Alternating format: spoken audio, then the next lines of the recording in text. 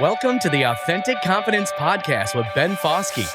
Our mission is to help you find, coach, and communicate confidence in every area of your career. Join us for real conversations about how to build a confident life with world-class leaders, educators, and influencers.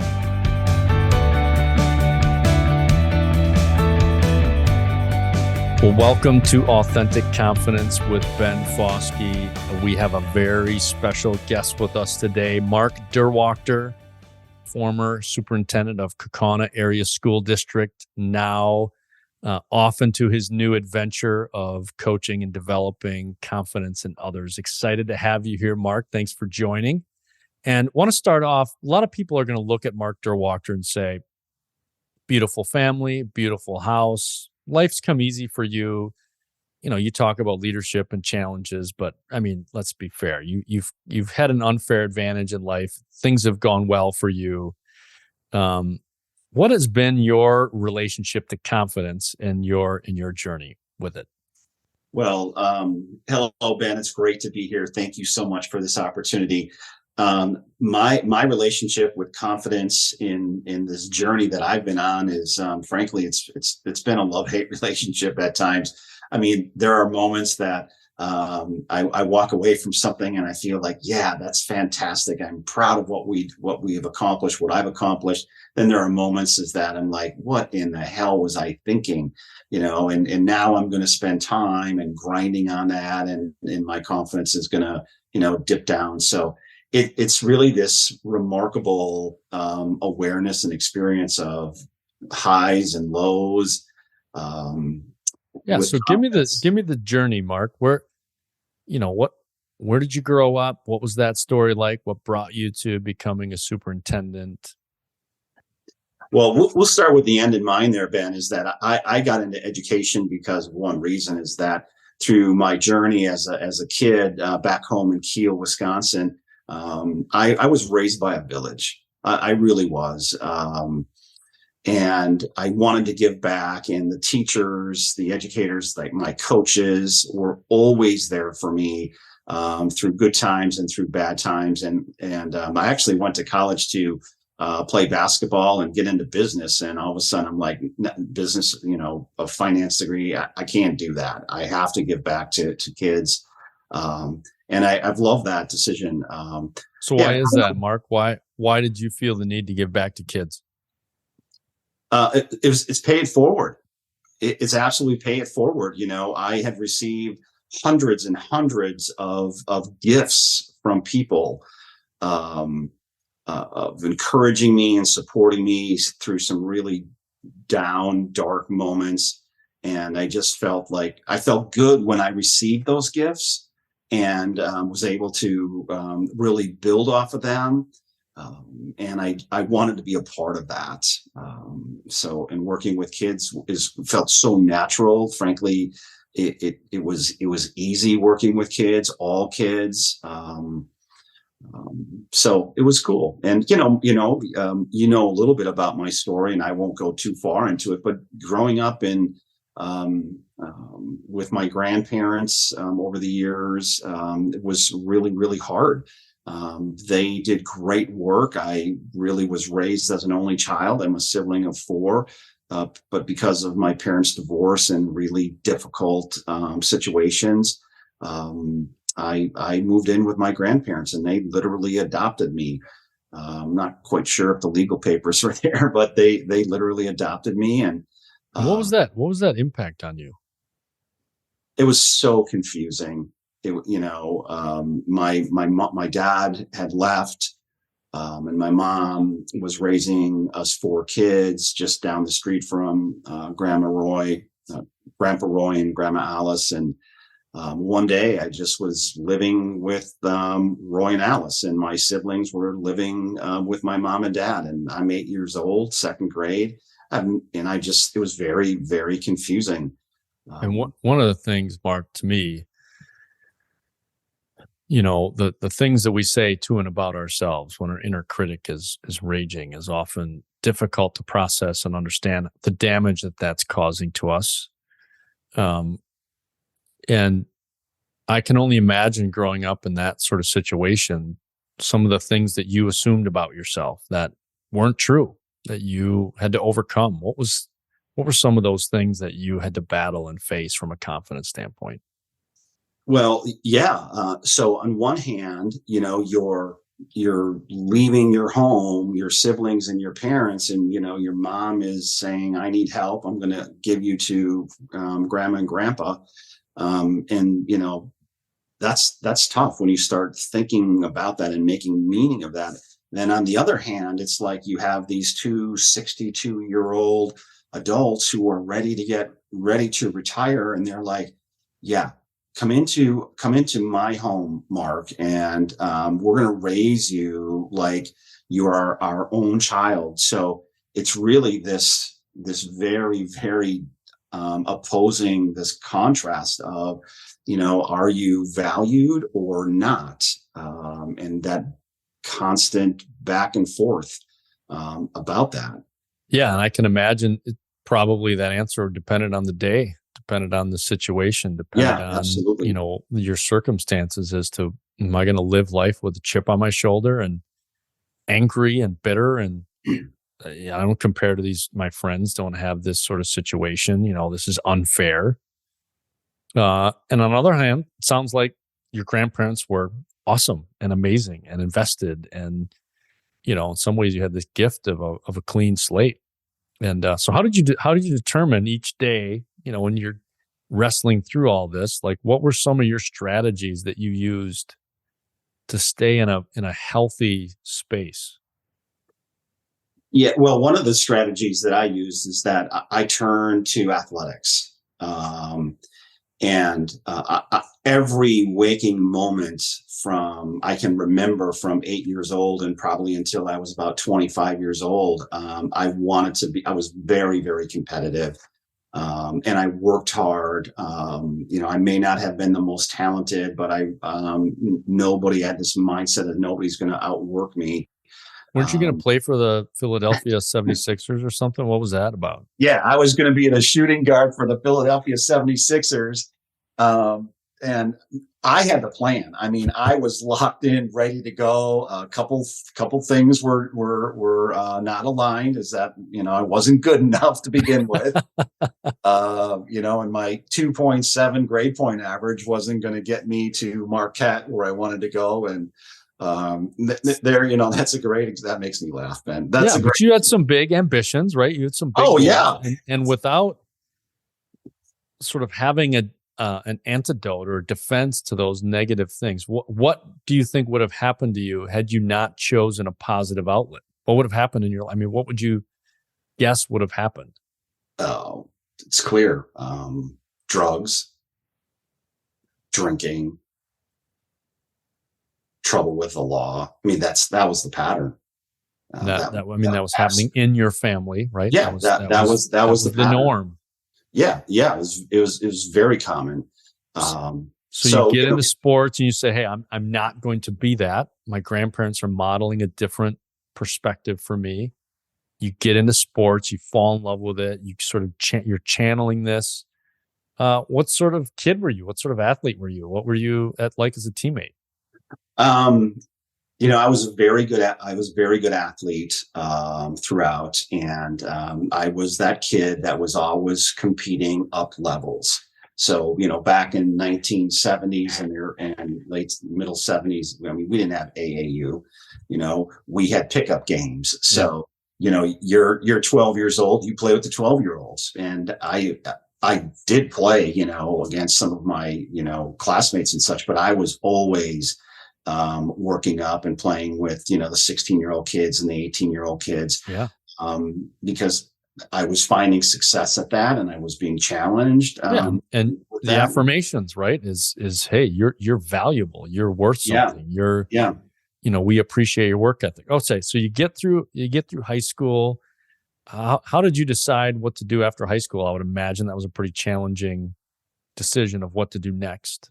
Yeah, it was all about playing basketball and being an athlete. That's the reason I went to college. I mean, my grandparents, they never pushed me to go to college. Nobody went. I'm first generation college kid in my family. We didn't go to college. We went to work at Tecumseh in New Holstein. We went to work in Kohler. That's what kids did. And good families, good kids. That's what they did. They went to work, and I So wanted more. you switched that. You said, you know what, I want more. You go to college, you graduate, you become a teacher. Run me through that. You're teaching now.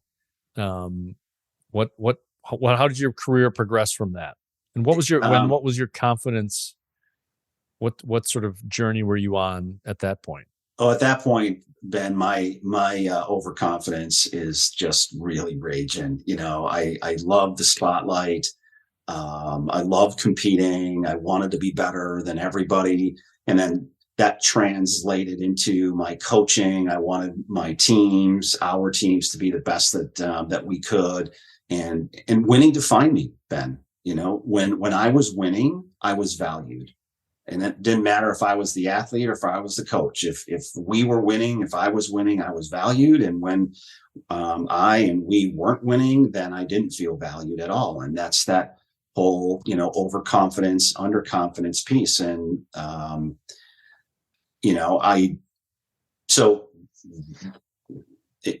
I loved teaching. I taught health education, physical education in Chilton schools. I was coaching, and my wife and I had just gotten married, and we were starting to have our family. So life was really, really good, but I was finding myself on these highs and lows all the time. I just really never felt that balance. And that's because I was overconfident in, really repelling relationships, or I was underconfident and I was, killing myself, with my anxiety. Yeah, and I think that's so common, especially with new leaders. I see it all the time, right? Getting that balance right. I did the exact same thing, Marcus. It was, you have these moments of, this place is really lucky to have me. I mean, they would be lost without the genius that I bring to this situation. Yeah. And then the next minute, you're like, what is wrong with me? How in the world could I miss that situation? And they might as well just let me loose, because clearly I'm not competent at this work.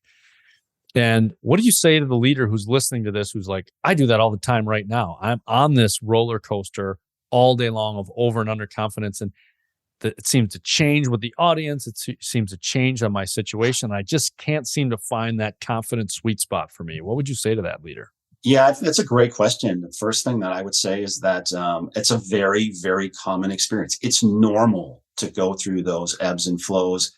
And I consider myself very fortunate to be friends and colleagues with some extremely, extremely successful and bright superintendents and educational leaders. When things start to slow down a little bit, you have a little time to talk about it, that you hear that inner critic. We all go through that. Yeah. And, so we all go through that. It's very, very normal, but none of us really want to talk about it. We don't necessarily want to believe it. It's that whole overconfidence piece that we want to mask it. I mean, that's my teenage years and early college.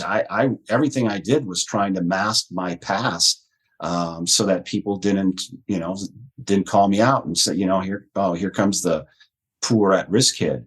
Yeah. And I think that's so good, because we all experience it. We all go through, pick a topic, and we're going to have confidence challenges. We all have them. The key isn't how do we avoid all those situations. The key is to be honest about that it's happening, that it's normal. And then what are we going to do about anticipating that sort of experience next time, so we don't go on this roller coaster, right? So we can get off of it much faster. Right. Yeah. And that's exactly it, Ben. And it's about breaking that cycle, and that's about doing the work. And oftentimes I use that language of, you just got to do the work. And what does that mean? What are those strategies? Those strategies is that reaching out to people that you trust, whether it be in readings, or whether it be a podcast, or whether it be Ben Fasuke, the Ben Foskes of the world. You reach out to them and be vulnerable and be honest about where you're at, and just simply say is that I want to do better. Yeah. I want to do the work to get better. So then fast forward, you move on from there. You're no longer an educator or a teacher anymore. You're now moving into administration. What did that look like? Oh, goodness. So, what year is it? Like 1995. I just finished my 7th year of teaching in Chilton, Wisconsin. Just loved it. Loved the people. And I still am fairly close to a few of them. So I applied for a Dean of Students administrative position at Neenah High School, Neenah Joint School District. Ben, I didn't even know what the Dean of Students job was. I just am like, I'm jumping into this thing. You're feeling it. You're ready. Yeah. Yeah. Oh yeah. My confidence is rolling. My overconfidence is You're going. welcome. Mark Duerwaechter is here. You're welcome. Yeah. I'm carrying the flag, and the pure story about this is that I'm representing, and I worked 17 years in Neenah schools, and I loved the experience. It was just amazing. Great people, great community. So this is the perfect example of where I was at. So in July I get hired, and I'm learning. I'm not wearing sweatsuits to school every day. I'm wearing suits. Blue, black, red ties. And I get to a juvenile intake meeting at Winnebago County because I'm the administrator in charge of truancy at Neenah High School. And I get into this juvenile intake meeting, and they start using the word truancy. Okay. Yeah. Play with it, Mark. Play with it. Just keep going. Play with it. I'm working through this. Ben, I don't know what the word truancy means. And this is 95. I don't have a phone. I can't excuse myself to go to the bathroom and go online and check what truancy means. I'm representing one of the finest high schools in Wisconsin as an administrator, blue suit, red tie, whatever. And I don't know what the word truancy means. But I certainly learned after that, and I did the work, But so your entire job, a big part of your entire job, was a word you didn't even know. Right. How to spell it, what it meant. Yeah. Why are people using this strange word around me? Yep. Yeah. Right. Beautiful. Which is fascinating, right? And because often I think people listening to this are going to say, hey, before I take the next challenge, the next step, I need to have everything figured out. And everyone who's been successful seems to have their life together the whole time. I mean, it just isn't the case. Yeah. And it's okay. It's okay. I giggle about it now, but I mean, I was really swimming. We have to build that. We have to learn from that. We have to get competent in our work, right? It doesn't mean that's an excuse, but so you go through Neenah, you make your transition ultimately to being superintendent of schools. What did that look like? Yeah, I went through Neenah, became the high school principal there and assistant superintendent there. And I just, now I'm at this base camp, right? I'm staring up the mountain. I've been doing a lot of climbing. I've been doing a lot of work. Things have gone extremely well for me because people were supporting me. But, humbly, I was also doing the work to continue to grow.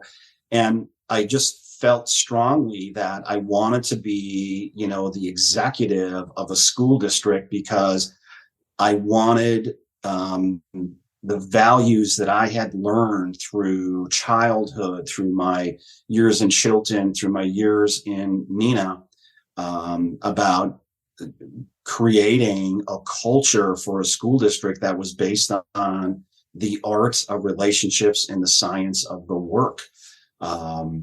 So I applied for that position in Kaukauna, and again, humbly, it was a perfect fit. It was a perfect fit for Kaukauna, and it was a perfect fit for me. Everybody was ready to work on improving the culture, and there were some dark days. That's my skill set in the district, right? Prior to you coming, there was some difficulties that district was going through, right? So how did you tackle? What was your confidence journey as a brand new superintendent where now you have to have all the answers, you have to know what's going on? What was your journey through that? Well, it was really similar to my cycle of success, if you will, is that I would have a new opportunity, a new experience, and I would dig in 1,000%, and I would listen, learn, and grow, and keep doing the work. And then I would find myself at a new base camp, and I'd have to decide for myself, do I want to keep climbing? Do I want to keep climbing and keep growing? Most importantly, though, when I first came to Kaukauna, it was about rebranding the culture, and it was about the idea of creating an enjoyable place to work and an enjoyable place to learn, work for our staff and learn for our kids and families. And everything that we did was always thinking about that balance of, and you and I know the balance. You're the author of the balance. It's the balance of pride in our work, and it's the balance of humility in our relationships. And at that moment in time, I didn't realize that authentic confidence was there, and that is the definition of authentic confidence. But that's what I was chasing. That's what I was looking to instill with our teams and with our organizations. And I still remember, Mark, the first time we met, you sat me down and said, Ben, I was staring at my whiteboard yesterday. Why were you staring at your whiteboard that day? Share that story. Yeah. So that was a moment. That was a choice, right? So it's about 4 or 5 years into our work in Kaukauna, and we really, us as a team and a community had rebranded Kaukauna Area School District. We had done that together, and just incredibly proud of the community and staff and kids and families to do that. But personally, for me, I stood at that whiteboard in the middle of the summer, and I literally said aloud to myself is that if KSD is going to get better, I need to get better. The problem with that, Ben, was I didn't know how to get better. I didn't. I was stuck. I was at this plateau. And what would have happened, Mark, if you'd have just stayed there? If you'd have just coasted, just retired, just said, hey, this is fine. I've worked hard. I deserve a breather. What would have happened? The energy, the pride that was being reestablished, the faith in our school community, the hope, which can, as we all know, can be such a dangerous thing, I think would have come apart, and we wouldn't have become the school district that everybody wanted to become. And I wanted to be a part of that. So it was, I think that's a choice for all of us, right? That's a choice of, when I think about my own work and my own confidence journey, that's not the life we're designed. When we sort of check out and go, it's just hard. I'm tired. This is, I'm not being appreciated. I'm not being valued. I'm not, it's easy to say, this is, you don't understand. I hear this all the time, Ben, you don't understand my situation. You don't understand my school board. You don't understand my board of directors. You don't understand my leader. You don't understand what I'm dealing with. And I don't understand any of those things. However, all I know is when our inner critic starts raging at us like that, and we start to discount ourselves, it emanates out into others. And so for you in that moment, you said, you know what, I've got one last big push to make in the school district, and I'm going to make it. And I still remember when we first met, I was like, wow, what a fascinating leader who really, really, more than anything, wants his legacy to be the impact that he made on the executive leaders and the educators. And you were so clear on the deposits you wanted to make before you retired.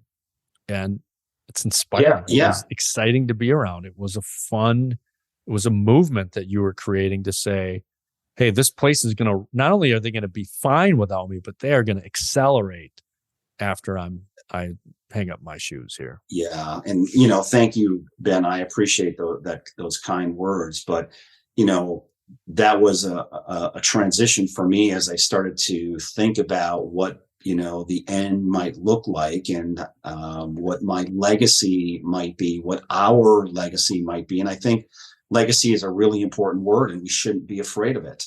If we, think through and talk through legacy from a balanced approach, I think it can be extremely inspiring. And that's, you said it, is that when it was all said and done, when my chapter because when I, as a superintendent of Kaukauna Schools, I'm a caretaker of that organization. I don't own that organization. It's not my organization. I'm a caretaker of that. So when my caretaker role is over, I want that school district to be in a greater place than when I began doing the work with them. And that the new executive, the new superintendent, the new team could pick up just where we left off and didn't have to go back down the mountain. Mm-hmm. The metaphor didn't have to go back down the mountain and start over. They could start at base camp 9 and just look up at the summit and do the work. And I'll never forget, Mark, your closing speech of your final year of Kaukauna Area School District and telling your story. I mean, most graduation ceremonies, it's loud. There's lots of people. It's outside, I don't know what percentage of people are paying attention, but it's not 100%. It's nowhere near that. And you could have heard a pin drop your entire presentation. And the resounding standing ovation, emotion, eruption of gratitude that came from the students and the staff. I mean, it was absolutely an amazing experience. And to me, what a great closing of that chapter. And so to me, then the book isn't over though. End of the chapter. So then you turn the page and you say, okay, but I'm still young and fiery and ambitious and I still want to help. So how did you decide to do what's next and what are you doing now? Well, I knew that I still had some gas in the tank and I needed to do the work, but I also felt that KASD needed a fresh view, a look. And I'll also say is that the challenges of public education today are great. They're great. It's just difficult work. And I've been blessed to, be 57 years old and, be able to retire at this age, but also with the understanding of what's next and do the work. So it's the next chapter. I thought the final chapter of Mr. D was being a superintendent. Well, if it's a 20 chapter book, I might be at about, 9 or 10 right now. So right now I am working for Rise Leadership. My dear friend and mentor and coach, Ben Fasuke. Do you know him? I've heard of him. Came to me and asked if I was interested in joining his firm and continually working and doing his mission about helping people understand confidence and helping people grow their confidence. And it's perfect. It's just been this perfect fit for me because, again, going all the way back, it's about paying it forward. I was raised by this beautiful village and so many people were there to support me. And I want to be one of those individuals that can help support others in their journey through this work and let them know is that regardless of where you started, regardless of what your story is, your story doesn't define you. Your story shapes who you are. And if we really work at it, is that our story can be fuel for this big diesel engine that we'll run into to do the work. So I am a executive confidence coach. And I'm supporting you and everything that I can do and supporting our clients in listening, learning, and growing their confidence. And it has been an absolute blast. I mean, your ability to do this work right from the get-go when we first met, I was like, wow, this individual is gifted at understanding these dynamics of leadership, and you've modeled it already in a school district, and you're now doing it with school districts all across the state, including corporations and others. So I can't be more thrilled than our first year together. And to me, sort of the final question I have for you, Mark. So those superintendents or those corporations or the leaders that are listening out there to you now, they're saying, okay, great, Mark, you've made this transition. You're now helping people. But what advice would you have for me as I'm on this confidence roller coaster at times? And we don't understand every single situation people are in. But what advice would you have for leaders that are struggling through their own roller coaster of emotions? Yeah, it's an excellent question. My advice is that to really learn about who you are as a person, what's your story, really understand that. I've had a lot of conversations with people after they hear my story and they're like, wow, I never thought about my story like that. And I'm like, yeah, please do that. To make meaning of it all. Dig deeper into what you do well and what you need to improve upon. And we call those great traits. What do you do well? And the growth traits are what is that you need to improve. Know them, own them, understand them. And, don't get locked into the idea of that, oh my gosh, I'm this executive, I'm a superintendent of schools, and I have 10 growth traits that I'm working on. Is that I must, I'm the imposter, right? I don't belong here. No, that's the message. That's the thought process that says, I do belong here, because there's so many people, I think, that don't want to address their growth traits. So if we attack those growth traits and look to continue to work, it's there. And, the idea of perfectionism and the idea of, always making sure that everything is just super shiny and perfect. And it doesn't work. So what happens, Mark, dark alley. when someone does this work with themselves and with their team, with their organization? What's possible? Transformation. What's possible is that the moment you're standing in front of your whiteboard, and that's true self-reflection and saying, I'm stuck, and the sleepless nights of wondering, is the Board of Education going to non-renew me? Is that negative self-talk? It never goes completely away, but what's possible is that we can learn to manage what that is, be aware of what it is, learn to manage it, see the evidence, and not have to experience. What's possible is that we don't have to experience that pain that we go through with negative self-talk. We're capable of getting into what we refer to as the peace. Mm-hmm. And that's that balance of pride and relationship. And what happens in the organizations when leaders go through this evolution? What happens to their team? What happens to their organizations? It transforms their culture. It transforms individuals, and it transforms their culture to be, a culture of progressiveness, a culture of growth, a culture of abundance versus a culture of scarcity. Love that. Yeah. And that's really, ultimately that's why we do the work, right? We're co-journeyers. We've been on the work. We've been on this journey together, and it's just really fun to see people get clarity on what's possible. And Mark, I couldn't thank you enough. I can't thank you enough for being on the podcast with us. And, when I think about the people who I've been sort of put in my life, there are a handful of people that have just made enormous impacts. And I can't wait to talk to them all the time. I can't wait till our next conversation. I can't wait till the next project we're working on. And that's absolutely true of you, my friend. I can't wait to see the great things you're going to do in your pseudo retirement, which I always say, dude, you didn't retire. You're on to the next chapter.